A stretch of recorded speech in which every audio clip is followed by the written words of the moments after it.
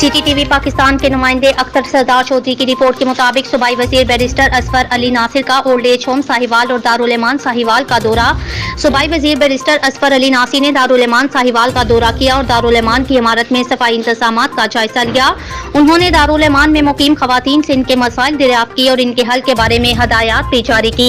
सूबाई वजीर बैरिस्टर असफर अली नासिर ने कमिश्नर साहिवाल डिवीजन शोएब अकबर सईद के हमरा ओल्ड एज होम साहिवाल का दौरा किया। उन्होंने ओल्ड एज होम में मुकीम बुजुर्गों से मुलाकात की और सोशल वेलफेयर एंड बैतुल माल की जानिब से फराहम की जाने वाली सहूलियात बारे दरियाफ्त किया। उन्होंने दारुल एमान साहिवाल का दौरा किया, दारुल एमान की इमारत में सफाई इंतजामात का जायजा लिया।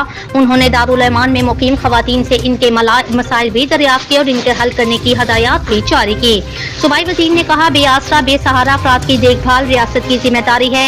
इस जिम्मेदारी को अच्छे तरीके से निभाने के लिए तमाम वसाइल बरोए कार लाए जा रहे हैं।